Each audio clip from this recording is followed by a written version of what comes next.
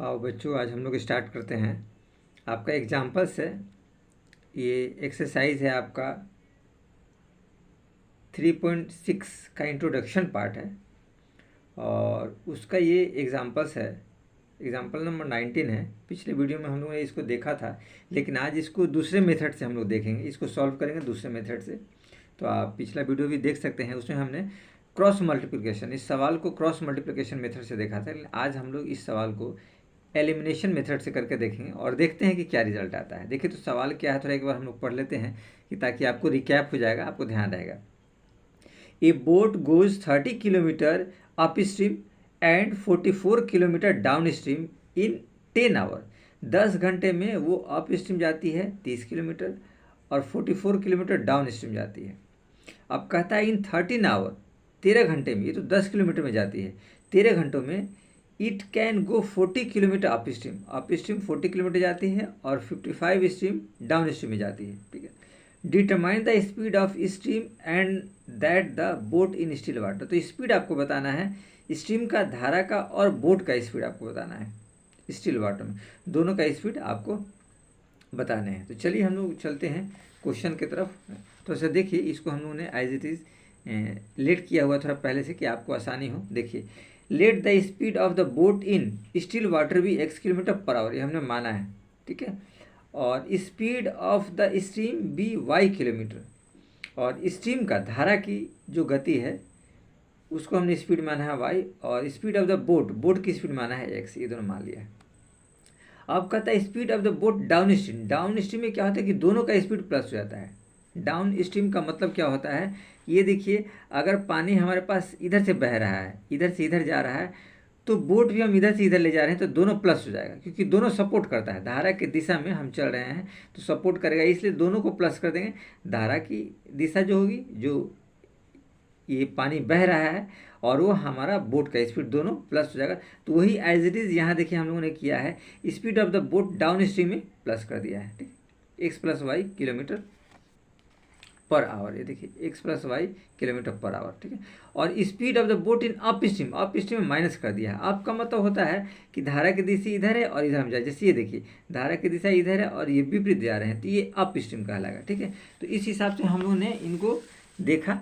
अब थोड़ा सा देखते हैं इस सवाल को हम लोग आगे बढ़ा करके, ठीक है ना, और क्या क्या रिजल्ट आता है। ये सब तो हम लोगों ने लेट कर लिया, आपको बता दिया हूँ कि late the speed of the boat still water x और late the speed of the stream y kilometre per our. Speed of the boat down stream में प्लस कर देंगे, डाउन में दोनों साथ साथ चलता है, और speed of the boat in up stream minus हो जाता है, क्योंकि धारा इधर से जाएगी और हम इधर जाएंगे, अब उल्टा चढ़ेंगे। ठीक है ना, तो हमारे पास माइनस का ऑप्शन रहता है, x माइनस वाई किलोमीटर, ये दोनों हमने माना। अब फर्स्ट केस कहता है, देखिए फर्स्ट केस में आप सावधानी से देखेंगे, time taken in down stream में टाइम टेकन क्या लगता है, मतलब कितना समय लगता है डाउन स्ट्रीम में जाने के लिए। तो टाइम का फॉर्मूला क्या होता है, टाइम का फॉर्मूला होता है डिस्टेंस अपॉन स्पीड। तो देखिए डिस्टेंस क्या है, 44 किलोमीटर जाता है। देखिए डाउन स्ट्रीम क्या हो जाएगा, एक्स प्लस वाई, तो x plus y 44 plus x plus y, ये T1 हो गया। T2 दूसरे के लिए, ये तो डाउन में था, अप में निकालेंगे। देखिए अब time taken in up stream की जब बात करते हैं टाइम टेकन में, तो हमारे पास T2 निकलता है। तो अप स्ट्रीम बता रखा है 30 किलोमीटर और स्पीड एक्स माइनस वाई। ये देखिए अप स्ट्रीम में हमने क्या दे रखा है, एक्स माइनस वाई, क्योंकि विपरीत होता है। अप में क्या होता है कि पानी इधर बह रहा है, इधर से इधर जा रहा है, और हम इधर नाव को खेलना चाहते हैं उल्टा दिशा में। ठीक है, इससे माइनस इनका स्पीड होता है। तो उस हिसाब से टाइम टेकन अप स्ट्रीम का क्या हो गया, 30 अपन एक्स माइनस वाई। इन दोनों को प्लस कर देंगे तो 10 घंटा लग रहे हैं दोनों को, अप स्ट्रीम और डाउन स्ट्रीम। वही कंडीशन यहाँ दिया, T1 प्लस T2 10 आवर हमने कर दिया है। ठीक है, तो T1 की वैल्यू जो था वो हमने लिख दिया 44 एक्स प्लस वाई और 30 एक्स माइनस वाई, ये दोनों को हमने यहाँ लिख दिया एज इट इज़ 10 आ गया। देखिए अब इसको हमने one equation as it is ले लिया है। सेकंड केस में क्या कहता है, देखिए सेकंड केस आप थोड़ा सा सावधानी से देखिएगा। ठीक है, सेकंड केस में कहता है टाइम टेकन डाउन स्ट्रीम में 55 किलोमीटर जाता है डाउन स्ट्रीम में। ये क्वेश्चन में आपको कह रहा है कि 55 किलोमीटर डाउन स्ट्रीम में जाता है। तो डाउन स्ट्रीम में स्पीड क्या होता है, दोनों में प्लस होता है। इनकी T2 निकलेगा 55 upon x plus y kilometre per hour.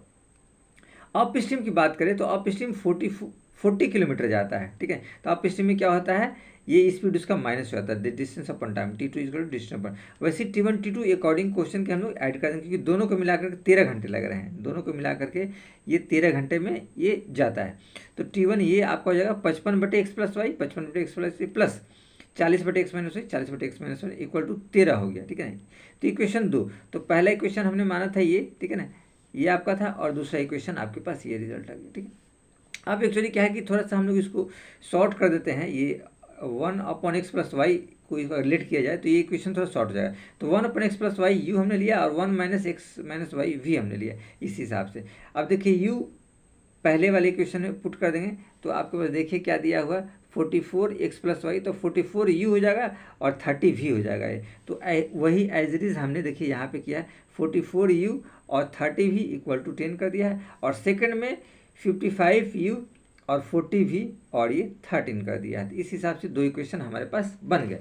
अब हम लोगों ने इसको क्रॉस मल्टीप्लिकेशन मेथड से किया था, तो आज हम लोग इसको देखते हैं एलिमिनेशन मेथड से करके देखते हैं, ठीक है, कि हमारे पास क्या रिजल्ट आता है। तो एलिमिनेशन मेथड्स भी बहुत आसान है, ऐसा कुछ नहीं है। बस एलिमिनेशन मेथड्स में हमको क्या करना होता है, एक टर्म को रिमूव करना होता है। इन दोनों में से u या v को आप रिमूव कर सकते हैं। जब रिमूव कर देंगे तो आपका रिजल्ट आएगा। तो देखिए ये 30 है, ये 40 है, अगर इसको 30 से मल्टीप्लाई कर दिया जाए, हमने इसको मल्टीप्लाई कर दिया इक्वेशन को 30, देखिए इस इक्वेशन का नाम हमने ए दिया है, इसका नाम बी दिया है, और इसको हम नहीं 30 नहीं, इसको 40 से आप कीजिए, 30 तो ऑलरेडी है, इसको 40 से करेंगे, यहाँ 40 है, और इस 40 को 30 से मल्टीप्लाई कीजिए, 30 से मल्टीप्लाई कीजिए, ठीक। और मल्टीप्लाई करके हम सब्सट्रैक्ट कर देंगे, ठीक है। मल्टीप्लाई करने के बाद हम क्या करेंगे, इसको सब्सट्रैक्ट कर देंगे, ठीक है। तो वही चीज़ हम लोग यहाँ पे ऑलरेडी लिख देते हैं। देखिए लिखेंगे, जो हमने यहाँ प्रोसेस किया है उस प्रोसेस को हम लोग लिख देते हैं। लिखेंगे मल्टीप्लाई इक्वेशन ए, ये देखिए इक्वेशन में हमें A by 40 and equation B by 30।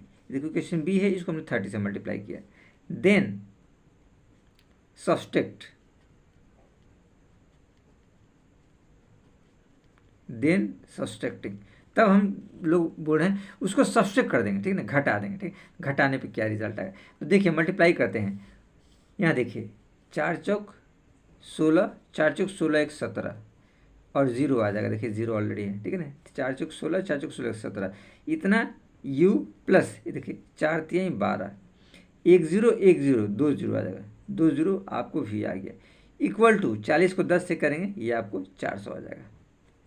वैसे 30 को सेकंड वाले इक्वेशन से देखिए, 3 × 5 = 15 और 3 × 5 = 15 1 16, 1650 u और प्लस 3 चौक 12, तो ये 1200 v इक्वल टू देखिए 13 3 39 390 एज इट इज़ आया। अब इक्वेशंस को अंडरलाइन आपने कर दिया है, ठीक है। अब देखिए इक्वेशन को हमने क्या बोला है, सब्सट्रैक्टिंग, घटाने पे माइनस माइनस माइनस, ये देखिए ये प्लस माइनस से खत्म हो जाएगा, ये टर्म ही पूरा हट गया, आपको बताते हैं, ठीक है ना। एलिमिनेशन मेथड का रूल होता है, देखिए एलिमिनेशन मेथड का रूल होता है, एक टर्म हटाइए, ये वाला टर्म चाहिए, ये वाला, इन दोनों में से एक टर्म को हमको हटाना होता है, ये ध्यान रखिएगा। एक टर्म हमारा ये हट गया, अब ये टर्म बचा। देखिए 1760 में से 1650 घटाएंगे तो 0 0 0, 6 में से 5 जाएगा, 1 बचेगा, 7 में से 6 गया, 1 बचेगा, और 1 1 तो कट गया, 110 u की बारी आई, और यहाँ पे देखिए 400 में से 390 तो 10 आएगा।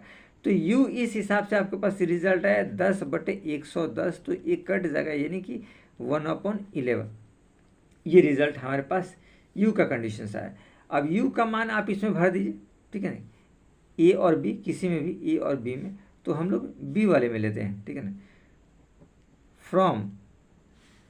From equation b we get, b हमारे पास है 55u plus 40v equal to 13, ये रिजल्ट है। u ऑलरेडी 1/11 आया हुआ है, ठीक है ना, ये u इक्वल टू 1/11 आया है, तो इसका मान आप एज इट इज़ u में पुट कर दीजिए, तो आपको आसानी से रिजल्ट आएगा। देखिए 55 मल्टीप्लाई u का मान 1/11 है, और प्लस 40v इक्वल टू 13 आया। अब देखिए 11 × 5 = 55, ये रिजल्ट आया। तो आपके पास क्या आएगा, 40v, और ये 13 और -5 हो जाएगा, क्योंकि ये प्लस है तो माइनस है, तो 13 में से 5 जाएंगे तो आपके पास 8 बचेंगे, ठीक है। तो हमारे पास v जो आया 8/40 मल्टीप्लाई में है, तो ये नीचे में आ जाएगा, ठीक है ना। तो 8 5 या 40, 1/5, ये रिजल्ट हमारे पास ऑलरेडी आ गया। अब देखिए इनका मान थोड़ा सा हम लोग ले लेते हैं। v इक्वल टू 1/5 लिया है, लेकिन v जो है वो हमने किनको माना है, v जो है ऑलरेडी देखिए आप लोग देख सकते हैं कि v हमने क्या माना है, ये देखिए v हमने माना है 1/x माइनस वाई को, ठीक है। तो 1/x माइनस वाई आप यहाँ पे पुट कर दीजिए, ये देखिए v इतना है तो 1/x minus y equal to 1/5, यानी हम लोग लिख सकते हैं x minus y equal to 5। ये इक्वेशंस आप मान सकते हैं, इसको c मान लीजिए। अब देखिए कंडीशंस जो हमारा है v, ये तो v निकला है, u वाला पोर्शन देखिए u, ये देखिए ये रहा है, ये u वाला पोर्शन है। u क्या है 1/11, तो इस 1/11 को भी लिखिए, u इजकल टू 1/11 है। u हमने माना था 1/x plus y equal to 1/11, तो हमारे पास रिजल्ट आएगा x प्लस वाई बराबर 11, और ये निकला आपको d। ये दो इक्वेशन निकल गए। अब इन दोनों को प्लस माइनस करेंगे एज इट इज़, आपको रिजल्ट बहुत आसानी से मिल जाएगा, ठीक है। तो देखिए हम लोग यहीं थोड़ा सा सॉर्ट आउट यहाँ कर लेते हैं, यहाँ जगह हमारे पास ऑलरेडी बचा हुआ है। यहाँ लिखेंगे from equation C and D, C और डी में हम लोग लेते हैं। तो सी वाला कंडीशंस था देखिए x माइनस वाई 5 और x प्लस वाई 11, ये रिजल्ट था। एडिंग कर देते हैं, ठीक है ना, इसको ऐड कर दिएगा फ्रॉम इक्वेशन इतना ऐड, देन ऐड, आप इसको लिख सकते हैं देन ऐड कर देंगे।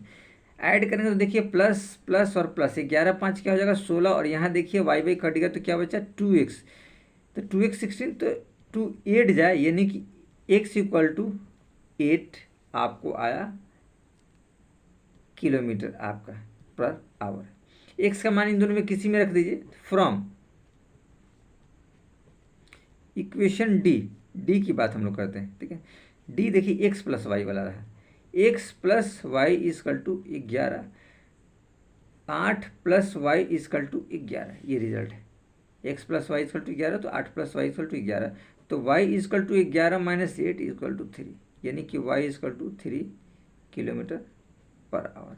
अब यहाँ हम लोग आसानी से देख सकते हैं, आप यहाँ देखिए हमने जो लेट किया है, ये देखिए स्पीड ऑफ बोट x माना है, तो आप यहाँ देख सकते हैं हमारा स्पीड ऑफ बोट 8 किलोमीटर है, ये रहा, ठीक है ना।